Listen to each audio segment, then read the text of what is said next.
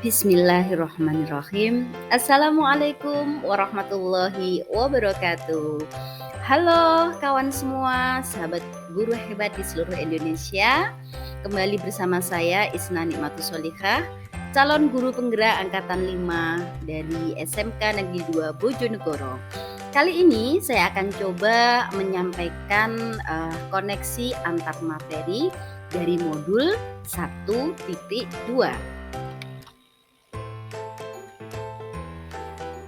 Pada tugas koneksi antar materi kali ini, saya akan menggunakan model 4P atau peristiwa, perasaan, pembelajaran, dan juga penerapan ke depan atau rencana yang akan saya lakukan.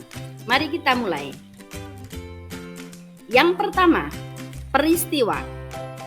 Yang ditanyakan adalah momen apa sih yang paling penting atau menantang atau mencerahkan bagi saya pribadi dalam proses pembelajaran modul 1.1 hingga modul 1.2.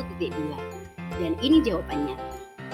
Yang penting bagi saya adalah saat eksplorasi konsep dan elaborasi pemahaman. Dalam hal ini bersama dengan fasilitator dan instruktur. Mengapa penting? Karena apa yang kita pelajari bersama adalah sesuatu yang baru gitu ya, konsep ilmu pengetahuan yang baru, sehingga saya harus fokus, harus mempelajari dengan detail agar bisa memahami untuk kemudian saya terapkan. Berikutnya, untuk hal menantang adalah bagaimana saat kita melakukan aksi nyata. Terlebih proses pendidikan program calon penggerak ini terjadi ketika di sekolah saya sudah pada akhir tahun pelajaran, sehingga para murid ini sudah tidak aktif dalam proses pembelajaran. Nah, ini menjadi tantangan tersendiri bagaimana saya harus melakukan aksi nyata. Berikutnya, yang menantang bagi saya adalah ketika menyelesaikan tugas demonstrasi kontekstual, karena saya harus membuat sesuatu untuk kemudian saya publish seperti itu ya. Dan alhamdulillahnya kemarin pada tugas refleksi pemikiran filosofis Ki Hajar Dewantara, salah satu tulisan refleksi saya bisa dimuat di media massa. Sehingga harapan saya apa yang saya pelajari dan satu hal yang baru bisa bersama-sama dikonsumsi oleh khalayak dan kemudian bisa menggerakkan lebih banyak orang untuk mau belajar dan menerapkan. Dan yang terakhir, ada satu momen di mana itu sangat mencerahkan bagi saya, yaitu saat di ruang kolaborasi, di mana saya bersama dengan teman-teman dari berbagai sekolah, dari berbagai jenjang, bertukar pikiran tentang tema diskusi pada saat itu. Nah, itu sangat seru ya, karena bagaimana kita harus menyampaikan apa yang ada di pikiran kita, kemudian menghargai pendapat teman, saling adu argumen, sehingga akhirnya kita mencapai satu kesepakatan untuk kita tampilkan. Nah, seperti itu. Jadi itu suatu yang sangat mencerahkan bagi saya. Mari kita lanjut. Saat ditanya apa sih kaitan antara modul 1.1 dan 1.2, di sini saya melihat adanya keterkaitan antara proses pendidikan dan sosok pelaku atau aktor pendidikan. Dalam hal ini yang saya maksud adalah guru. Artinya, pendidik bisa menerapkan proses pembelajaran dengan mengusung Triloka Ki Hajar Dewantara dan menerapkan Trikon hanya jika memiliki nilai-nilai guru penggerak dan memiliki motivasi intrinsik, merdeka, dan mau menggerakkan orang lain di komunitasnya.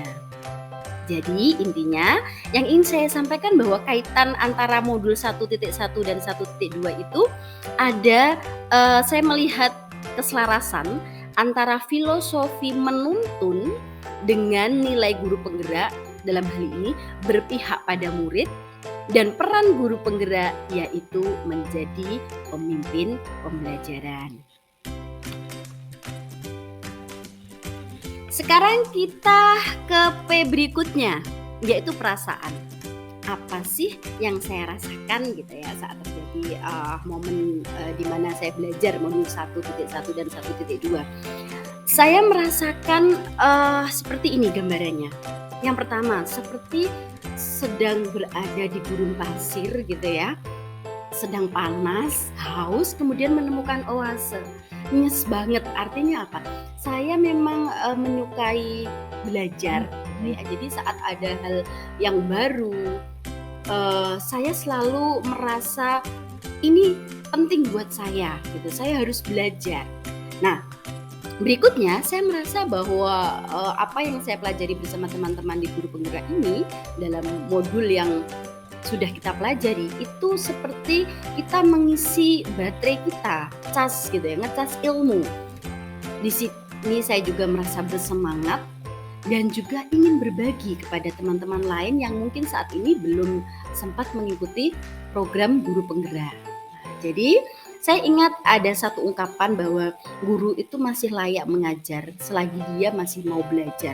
Nah, disinilah saya gambarkan perasaan saya bahwa saya itu seperti menemukan oase gitu ya. Saya seperti sedang mengecas ilmu, nah, seperti baterai yang kosong kemudian diisi gitu ya. Di sini saya semangat dan saya ingin sekali berbagi apa yang saya dapat kepada orang lain.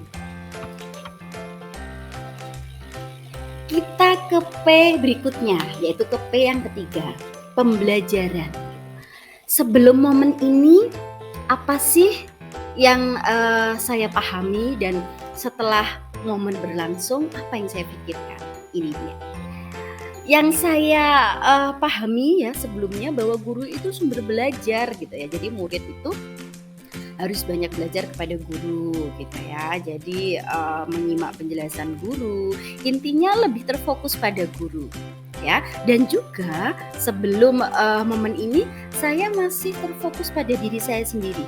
Artinya apa? Saya fokus pada kemampuan saya dalam mengajar. Apalagi saya guru BK, saya terfokus bagaimana melakukan pelayanan kepada murid atau konseli saya. Saya jarang berpikir bagaimana sih teman-teman saya yang lain. Ya, seperti jarang berpikir bagaimana saya melakukan kolaborasi atau bagaimana kalau kita saling merefleksi satu sama lain. Nah, seperti itu tidak terpikirkan sama sekali. Tapi sekarang saya menemukan nilai-nilai dan saya sekarang berpikir bagaimana sih saya ini menginternalisasi nilai guru penggerak, kemudian bisa memposisikan diri saya dengan berbagai peran guru penggerak. Tentu teman-teman sudah paham ya bahwa guru penggerak diharapkan menjadi pemimpin pembelajaran, bisa menginspirasi yang lain. Artinya apa? Nilai guru penggerak sebagai seorang yang mandiri, reflektif, kolaboratif, inovatif, dan berpihak pada murid seharusnya menjadikan seorang guru penggerak itu bisa menjadi motivator atau inspirator bagi rekan guru yang lain atau bagi sejawat. Inti dari semuanya, saya merasa bahwa kesempatan belajar dalam program Guru Penggerak ini benar-benar bermanfaat untuk saya ikut berpartisipasi dalam proses transformasi pendidikan. Dan yang terakhir, P yang terakhir, penerapan ke depan. Apa sih yang akan saya lakukan? Berupa pengembangan diri yang sederhana, konkret, dan rutin. Gambarannya seperti ini. Yang pertama, saya akan bersikap among atau menuntun, kemudian menciptakan hal baru dan berkarya. Kalau yang pertama tadi mengarahnya kepada berpihak pada murid gitu ya. Menciptakan hal baru dan berkarya, ini ada unsur inovatif. Kemudian berpikiran terbuka dan mau merefleksi diri atau reflektif, selalu upgrade dan update, dalam hal ini adalah sisi mandiri yang akan saya asah. Dan yang terakhir, mengajak komunitas ikut bergerak dalam proses transformasi pendidikan ya. Jadi di sini Saya tidak menyebutkan detail kegiatan karena nanti kegiatannya seperti apa saja yang sudah saya sebutkan akan, kita lihat dalam aksi nyata yang akan kita lakukan berikutnya. Jadi demikian, yang dapat saya sampaikan tentang koneksi antar materi. Semoga apa yang saya sampaikan tadi, ada manfaatnya dan terus ikuti channel ini untuk mendapatkan update terbaru tentang materi guru penggerak. Terima kasih, salam guru hebat dan ingat bahwa pendidikan bukan semata bagaimana kita memberikan pembelajaran dan ilmu pengetahuan, tapi tentang keteladanan. Terima kasih. Assalamualaikum warahmatullahi wabarakatuh.